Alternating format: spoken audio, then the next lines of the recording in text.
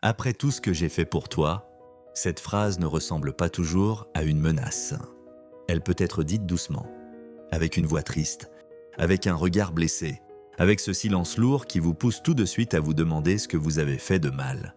Et parfois, cette phrase n'est pas seulement une phrase, c'est une porte. Elle vous ramène vers une ancienne obligation. Une obligation que vous n'avez jamais clairement acceptée. Une obligation dont personne ne vous a donné la fin. Une obligation qui revient chaque fois que vous essayez de dire non. Au début, vous trouvez cela normal. Vous vous dites qu'il faut être reconnaissant, qu'il ne faut pas oublier ce que les autres ont fait pour vous, qu'une bonne personne ne tourne pas le dos à quelqu'un qui l'a déjà aidé. Alors vous cédez. Pas parce que vous voulez vraiment, mais parce que refuser vous donne soudain l'impression d'être froid, ingrate, égoïste, duration, sans cœur. Et c'est là que le piège commence.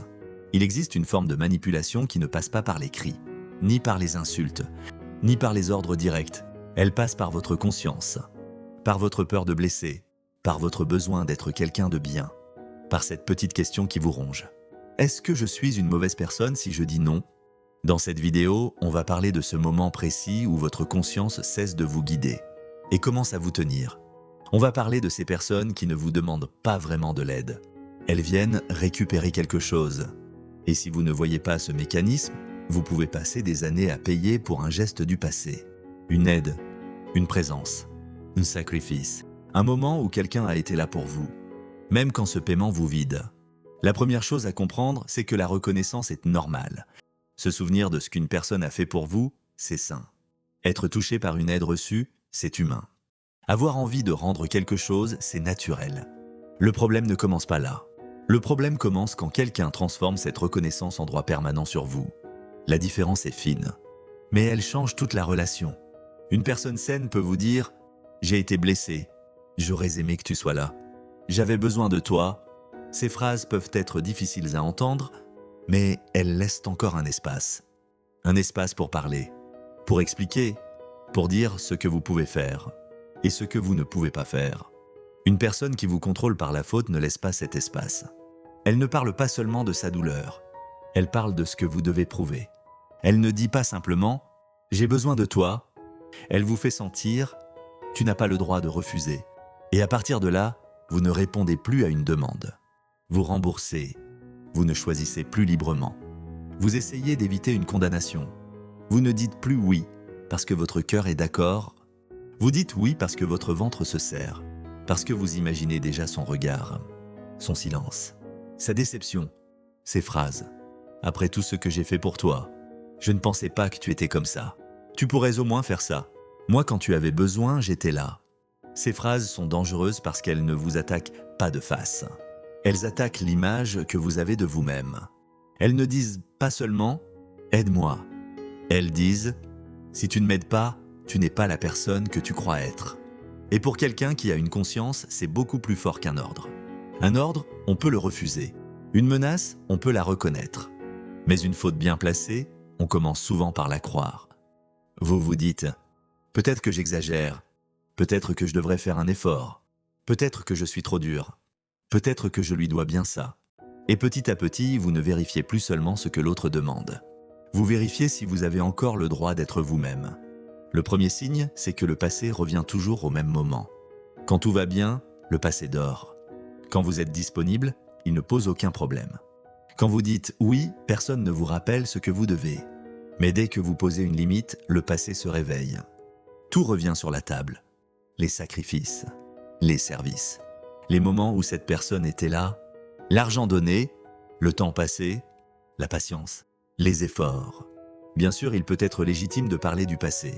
Il peut être légitime de dire qu'on s'est senti seul. Il peut être légitime d'exprimer une blessure. Mais observez le moment où cette mémoire apparaît.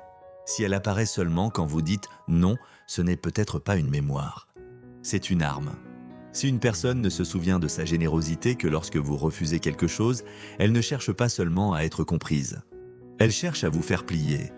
Dans une famille, cela peut ressembler à « on t'a tout donné ». Dans un couple, « j'ai toujours été là pour toi ». Dans une amitié, quand tu n'allais pas bien, moi, je répondais. Au travail, « je t'ai donné ta chance ». Ces phrases ne sont pas toxiques en elles-mêmes, Mais elles deviennent inquiétantes lorsqu'elles servent toujours à contourner votre non. Parce que votre non devrait être entendu comme une information, pas comme une trahison. Vous pouvez être reconnaissant et fatigué. Vous pouvez être reconnaissant et ne pas avoir les moyens. Vous pouvez être reconnaissant et ne pas être disponible. Vous pouvez être reconnaissant et poser une limite. Votre refus d'aujourd'hui n'efface pas ce que vous avez reçu hier. Mais une personne manipulatrice veut vous faire croire l'inverse. Elle veut vous faire croire qu'un seul non efface tout le reste. Comme si votre valeur devait être prouvée à chaque demande. Comme si votre amour devait passer par votre obéissance. Comme si votre place dépendait de votre capacité à céder. Le deuxième signe, c'est que votre refus n'est jamais traité comme une décision. Il est traité comme une preuve contre vous. Vous dites « je ne peux pas » et l'autre répond « donc tu ne m'aimes pas ». Vous dites « ce n'est pas possible pour moi ». Et l'autre répond « je vois enfin qui tu es vraiment ». Vous dites « j'ai besoin de temps ». Et l'autre transforme cela en « tu m'abandonnes ». Le problème n'est plus ce que vous pouvez faire. Le problème devient qui vous êtes. On ne discute plus de la demande. On discute de votre caractère. Vous n'êtes plus quelqu'un qui a une limite. Vous êtes égoïste. Vous n'êtes plus quelqu'un qui a besoin de repos. Vous êtes froid. Vous n'êtes plus quelqu'un qui ne peut pas donner plus. Vous êtes ingrat. Et quand une personne attaque votre identité, vous commencez à vous défendre. Vous expliquez. Vous justifiez. Vous donnez des détails. Vous essayez de prouver que vous êtes quand même une bonne personne. Mais c'est exactement le terrain où l'autre voulait vous emmener. Parce que pendant que vous essayez de prouver votre bonté, vous avez déjà quitté votre limite. Vous ne parlez plus de ce qui est possible pour vous. Vous parlez de la manière dont l'autre vous juge. Et ce jugement vous tient. Il vous tient parce que vous ne voulez pas être injuste. Parce que vous ne voulez pas être cruel. Parce que vous avez peut-être passé une grande partie de votre vie à essayer de ne pas décevoir. Une personne qui s'est appuyée sur ce bouton peut vous contrôler sans jamais lever la voix. Elle n'a pas besoin de vous enfermer. Elle n'a qu'à vous faire croire que sortir de la pièce ferait de vous quelqu'un de mauvais. Le troisième signe, c'est qu'elle n'accepte pas un non calme. Elle peut accepter un oui triste, un oui épuisé, un oui forcé, mais elle n'accepte pas un non posé. C'est très révélateur. Une personne qui vous aime vraiment peut être déçue par votre refus. Elle peut être triste. Elle peut avoir besoin d'un moment. Mais elle ne devrait pas avoir besoin de détruire votre image pour survivre à votre non. Elle peut dire « je suis déçue », mais elle ne devrait pas dire « tu es une mauvaise personne ». Elle peut dire « j'aurais aimé que tu sois là », mais elle ne devrait pas vous faire porter toute sa douleur. Elle peut dire « ça me fait mal », mais elle ne devrait pas transformer sa douleur en ordre. C'est cela le mécanisme. Sa blessure devient votre obligation. Et si vous avez été habitué à prendre soin des émotions des autres, ce mécanisme peut sembler normal. Vous sentez que l'autre souffre. Donc vous courez réparer. Vous sentez qu'il est déçu. Donc vous changez votre réponse. Vous sentez qu'il s'éloigne. Donc vous abandonnez votre limite. Mais la souffrance de quelqu'un ne donne pas automatiquement un droit sur vous. La déception de quelqu'un ne prouve pas que vous avez mal agi. La tristesse d'une personne ne signifie pas que vous devez vous sacrifier. On peut blesser quelqu'un sans être coupable. C'est difficile à accepter, parce que nous aimons croire que si quelqu'un souffre, quelqu'un a forcément tort. Mais dans les relations humaines, ce n'est pas toujours vrai. Parfois, une personne souffre parce que vous arrêtez de vous laisser utiliser. Parfois, elle souffre parce qu'elle perd un accès qu'elle croyait permanent. Parfois, elle souffre parce que vous n'êtes plus disponible comme avant. Cette souffrance existe peut-être, mais elle ne prouve pas que vous devez revenir à votre ancienne place. Le quatrième signe, c'est qu'après avoir cédé, vous ne vous sentez pas plus proche. Vous vous sentez vidé. Quand vous aidez quelqu'un par amour, même si cela vous coûte un peu, il peut rester une forme de paix. Vous avez choisi, vous avez donné, vous avez agi selon vos valeurs. Mais quand vous cédez sous pression morale, quelque chose en vous se ferme. Vous avez dit oui, mais ce oui n'était pas libre. Vous avez aidé, mais vous sentez une amertume silencieuse. Vous avez été présent, mais vous avez l'impression de vous être abandonné. Et souvent, l'autre ne s'arrête pas là. Après votre oui, il ne se dit pas « merci, je vois ton effort ». Il apprend simplement que cette méthode fonctionne. Il apprend que s'il appuie au bon endroit, vous revenez. Il apprend que s'il vous fait douter de votre bonté, vous cédez. Il apprend que votre peur d'être mauvais est plus forte que votre besoin de vous respecter. Alors, la prochaine fois, il recommence. Et vous résistez moins longtemps. puis encore moins longtemps, puis vous commencez à anticiper. Avant même qu'il vous accuse, vous vous accusez vous-même. Vous dites oui avant la phrase, vous vous justifiez avant la demande. Vous vous excusez avant la faute. À force de céder pour ne pas blesser, vous apprenez à vous abandonner avant même qu'on vous le demande. C'est cela, le vrai coup. Ce n'est pas seulement ce que vous faites pour l'autre, c'est ce que vous cessez d'entendre en vous. Votre fatigue, votre intuition, votre colère, votre limite, votre envie de partir, votre droit de ne pas être disponible, votre droit de ne pas payer éternellement pour une ancienne aide. Le 5e signe, c'est que votre bonté devient le bouton sur lequel on appuie. C'est souvent pour cela que les personnes les plus gentilles tombent dans ce piège. Pas parce qu'elles sont faibles, pas parce qu'elles sont naïves, mais parce qu'elles prennent les liens au sérieux. Elles se souviennent, elles remercient, elles ne veulent pas blesser. Elles essaient de comprendre avant de juger. Elles se demandent si elles ont assez donné. Elles se demandent si leur limite est trop dure. Et parfois, elles se posent ces questions face à des personnes qui, elles, ne se remettent jamais en question. C'est ce déséquilibre qui fait mal. Vous passez votre temps à vérifier si vous êtes une bonne personne, pendant que l'autre utilise cette vérification pour obtenir ce qu'il veut. Ce n'est pas votre méchanceté qui vous piège, c'est souvent votre bonté. Il faut être lucide avec cela. Une qualité non protégée devient une porte ouverte. Votre empathie est précieuse, mais sans frontières, elle devient un outil dans les mains de quelqu'un d'autre. Votre loyauté est rare, mais si elle vous oblige à rester là où vous êtes détruit, ce n'est plus de la loyauté, c'est une prison bien décorée. Alors comment faire la différence ? Comment savoir si vous êtes face à une vraie demande ou face à une pression déguisée ? Posez-vous une première question. Est-ce que j'aide parce que je le veux ou parce que j'ai peur d'être une mauvaise personne ? Cette question est simple, mais elle va loin. Un geste d'amour peut coûter quelque chose, mais il ne devrait pas vous faire perdre votre dignité. Un geste libre peut demander un effort, mais il ne devrait pas vous laisser avec la sensation d'avoir été forcé. Si votre principal moteur n'est pas l'amour, ni la solidarité, ni le choix, mais la peur d'être jugé, alors ralentissez. Ne répondez pas trop vite, ne promettez pas trop vite, ne vous excusez pas trop vite. La pression veut une réponse immédiate. Elle veut que vous disiez oui avant de penser. Une limite saine a besoin de temps. Deuxième question. Est-ce que cette personne accepte mon non sans me punir ? Pas sans ressentir quoi que ce soit. Elle a le droit d'être déçue. Elle a le droit d'être triste. Mais est-ce qu'elle vous punit ? Est-ce qu'elle devient froide ? Est-ce qu'elle vous retire son affection ? Est-ce qu'elle vous ignore ? Est-ce qu'elle vous fait sentir que vous devez maintenant réparer son humeur ? Est-ce qu'elle revient avec des phrases faites pour vous salir ? Si chaque non déclenche une punition émotionnelle, alors votre liberté n'est pas respectée. Elle est seulement tolérée quand elle ne dérange pas l'autre. Troisième question, est-ce que cette personne parle de ce qu'elle ressent ou de ce que vous lui devez ? Ce n'est pas la même chose. Dire « je me suis senti seul », ce n'est pas la même chose que dire « après tout ce que j'ai fait pour toi, tu me dois bien ça ». Dans le premier cas, il y a une émotion. Dans le second, il y a une facture. Et dans certaines relations, tout devient facture. Un service rendu, une présence, un sacrifice, une ancienne aide, même l'amour. Mais un vrai geste d'amour ne devrait pas être gardé dans un tiroir pour être ressorti au moment où vous osez dire non. Quatrième question. Est-ce que cette personne veut une solution ou seulement votre soumission ? Une personne sincère peut chercher avec vous. Elle peut dire « D'accord, si tu ne peux pas, comment on fait autrement ?» Elle peut être déçue, mais elle reste en contact avec la réalité. Une personne qui manipule ne cherche pas vraiment une solution. Elle cherche votre capitulation. Elle ne veut pas savoir ce qui est possible. Elle veut que vous cédiez. Et si vous proposez une autre option, elle la rejette. Parce que son problème n'est pas seulement la situation. Son problème, c'est que vous avez osé ne pas vous plier. Cinquième question. Après cette conversation, est-ce que je me sens plus clair ou plus petit ? Une conversation difficile peut faire mal, mais elle peut aussi clarifier. Vous pouvez sortir d'un échange triste, mais respecté. Vous pouvez ne pas être d'accord, mais rester entier. Après une pression morale, c'est différent.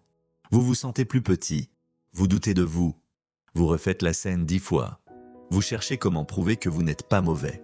Vous sentez que votre limite est devenue sale. Comme si le simple fait d'avoir voulu vous protéger disait quelque chose de honteux sur vous. Ce sentiment mérite d'être écouté, pas toujours comme une preuve, mais comme un signal. parce que votre corps comprend parfois avant votre esprit que vous n'êtes pas dans une discussion. Vous êtes dans une prise, maintenant il faut dire quelque chose d'important. Sortir de ce mécanisme ne veut pas dire devenir dur. Cela ne veut pas dire effacer ce que les autres ont fait pour vous. Cela ne veut pas dire répondre froidement à tout. Au contraire, une vraie limite rend la reconnaissance plus propre, sans peur, sans soumission, sans obligation infinie. Vous pouvez dire « Je reconnais ce que tu as fait pour moi. Je ne l'oublie pas, mais je ne peux pas accepter cela. Mon refus aujourd'hui n'efface pas ce que j'ai reçu hier. Je peux être reconnaissant sans être disponible à tout moment. Je peux t'aimer sans t'obéir. Je peux respecter notre histoire sans sacrifier ma paix. » Ces phrases sont difficiles à dire, surtout si vous avez appris que l'amour devait toujours passer avant vous. Surtout si, dans votre famille, dire non a toujours été vu comme une provocation. Surtout si vous avez grandi avec l'idée qu'une bonne personne donne jusqu'à ne plus rien avoir.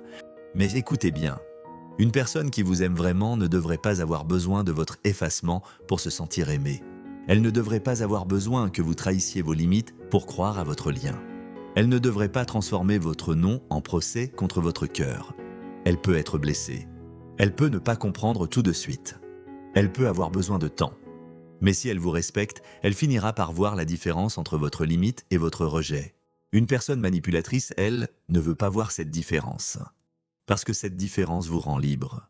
Ce qu'elle veut, ce n'est pas seulement votre présence, c'est votre disponibilité, votre réflexe de revenir, votre peur de décevoir, votre habitude de réparer. Elle veut que vous soyez assez attaché pour rester, mais pas assez libre pour choisir. Voilà pourquoi il faut reprendre la main. Pas en devenant insensible, mais en apprenant à interroger ce que vous ressentez. Quand cette pression monte, ne la suivez pas tout de suite. Arrêtez-vous, respirez. Demandez-vous, qu'est-ce que j'ai réellement fait? Ai-je été cruel ou ai-je simplement dit non? Ai-je manqué de respect ou ai-je posé une limite? Suis-je en train de réparer une vraie faute ou de payer pour éviter un jugement? Est-ce que cette obligation a une fin? Et si elle n'a pas de fin, est-ce encore de l'amour? Ces questions peuvent vous sauver beaucoup d'années. Parce qu'une obligation sans fin n'est pas une preuve d'amour. C'est un contrôle. Une aide passée ne donne pas à quelqu'un un droit permanent sur votre vie. Un sacrifice ancien ne donne pas à quelqu'un le droit de décider à votre place. Une présence ancienne ne vous condamne pas à être disponible pour toujours. Vous avez le droit de reconnaître ce qui a été donné. Et vous avez le droit de protéger ce qui vous reste. Les deux peuvent exister ensemble. C'est cela que les personnes manipulatrices veulent rendre impossible. Elles veulent vous forcer à choisir entre deux images. Soit vous êtes reconnaissant et vous cédez, soit vous refusez et vous êtes ingrat. Mais cette alternative est fausse.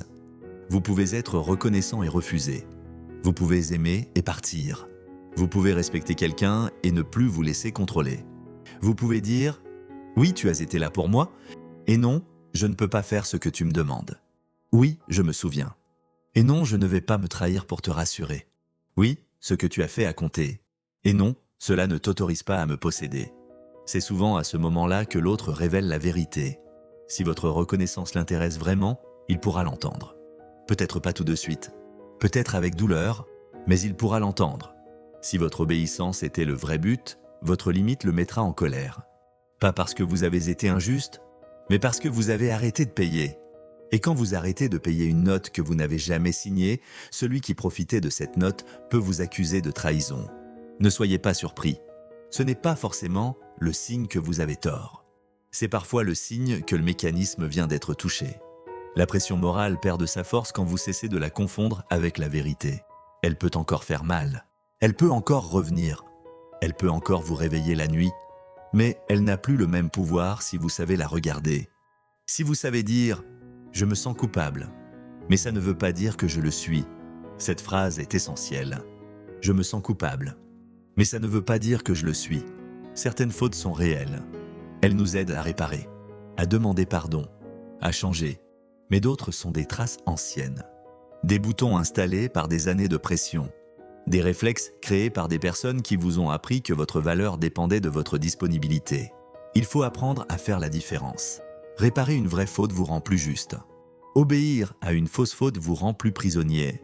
Dans une relation saine, votre non peut décevoir, mais il ne devrait pas vous détruire. Votre limite peut être difficile, mais elle ne devrait pas devenir un procès. votre reconnaissance peut être réelle. Mais elle ne devrait pas devenir une condamnation.